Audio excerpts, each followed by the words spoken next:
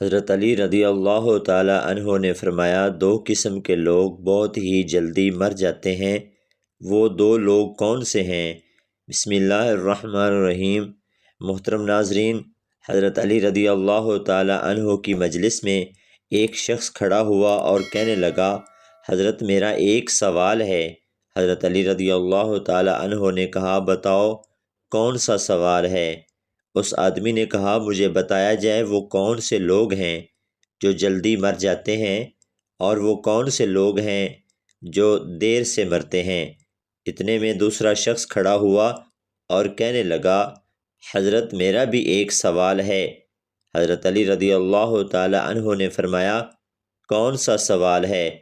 تو وہ شخص کہنے لگا، یا علی رضی اللہ تعالی عنہ، میری بیوی ہے جو مجھ سے پیار نہیں کرتی بلکہ نفرت کرنے لگ گئی ہے۔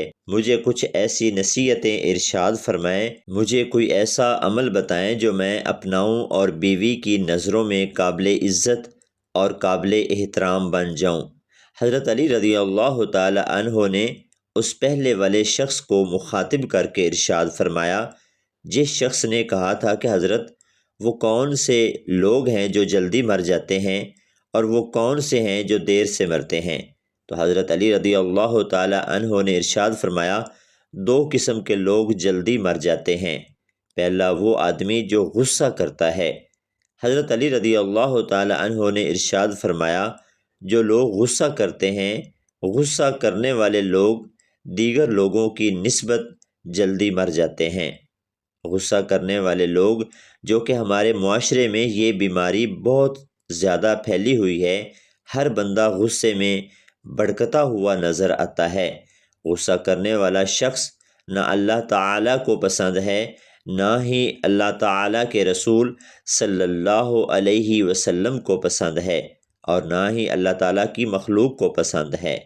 غصہ اس سلگتی ہوئی تیلی کی مانند ہے جو دوسروں کو جلانے سے خود جلتی ہے۔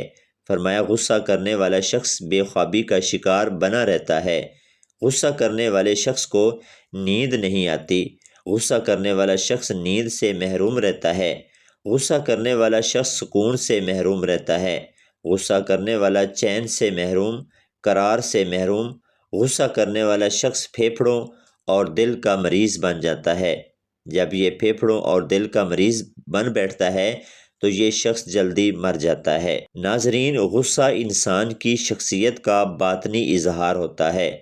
جب انسان کے مزاج کے خلاف کوئی بات ہو جائے تو اسے ناپسندیدہ عمل کے رد عمل میں کیے جانے والے اظہار کو غصہ کہتے ہیں۔ غصہ انسانی فطرت کا لازمی حصہ ہے، لیکن اگر یہ ایک خاص حد سے تجاوز کر کے انسان کو اندرونی اور بیرونی طور پر مصائب میں مبتلا کر دے تو کسی مستند ماہر نفسیات کے مشورے سے اس کا علاج ضروری ہے، ورنہ یہ ڈپریشن جیسے امراض کا موجب بن جاتا ہے۔ غصہ کرنے والے شخص کو ہائی بلڈ پریشر، چہرہ سرخ ہو جانا، دل کی دھڑکن کا تیز ہو جانا، تیز تیز سانس لینا وغیرہ۔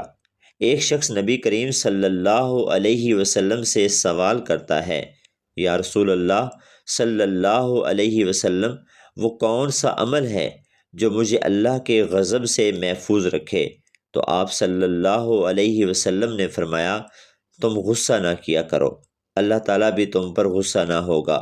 اگر لمبی عمر چاہتے ہو۔ دوسرا شخص، وہ جو ہر وقت، ہر گھڑی، ہر لمحے اپنی نظریں ادھر ادھر پھیرتا رہتا ہے، وہ شخص بھی جلدی ہی مر جاتا ہے۔ جو شخص دنیاوی لذتوں کے پیچھے بھاگتا رہتا ہے، جو بندہ دنیاوی خواہشات کے پیچھے بھاگتا ہے، موت اس کے پیچھے بھاگتی ہے۔ جو بندہ دنیاوی لذتوں کا پیچھا کرتا ہے تو موت اس کا پیچھا کرتی ہے۔ دوڑتے دوڑتے یہ شخص جیسے ہی دنیاوی لذتوں کے قریب جاتا ہے، نفسانی خواہشات کے قریب جاتا ہے، جیسے ہی لذتوں کو چھونے کی کوشش کرتا ہے، لذت حاصل کرنے کی کوشش کرتا ہے، تو یہی لذت اس بندے کو پکڑ کر موت کے منہ میں لے جاتی ہے۔ لہٰذا اس طرح کے لوگ بھی جلدی ہی مر جاتے ہیں۔ حضرت عائشہ صدیقہ رضی اللہ تعالی عنہا سے روایت ہے، آپ فرماتی ہیں کہ میں نے رسول اللہ صلی اللہ علیہ وسلم کو یہ فرماتے ہوئے سنا کہ عورت پر سب سے زیادہ حق اس کے شوہر کا ہے۔ پھر میں نے عرض کیا مرد پر سب سے زیادہ کس کا حق ہے؟ آپ صلی اللہ علیہ وسلم نے ارشاد فرمایا اس کی ماں کا۔ ایک صحابیہ رضی اللہ تعالی عنہا نے جب خاوند کے حقوق کے بارے میں سوال کیا تو آپ صلی اللہ علیہ وسلم نے فرمایا آدمی کا اس کی بیوی پر حق یہ ہے کہ اگر اس کے بدن پر کوئی زخم ہو اور وہ اسے چاٹ لے تو بھی اس نے اس کا حق ادا نہیں کیا۔ حضرت ام سلمہ رضی اللہ تعالی عنہا سے روایت ہے کہ حضور اقدس صلی اللہ علیہ وسلم نے ارشاد فرمایا کہ جس عورت کا اس حالت میں انتقال ہو جائے کہ اس کا شوہر اس سے راضی ہو تو وہ عورت جنت میں داخل ہوگی۔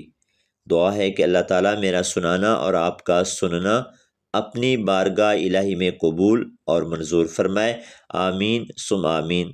تمام دوست احباب کومنٹ سیکشن میں اللہ تعالیٰ کے 99 ناموں میں سے ایک نام ضرور ٹائپ کریں۔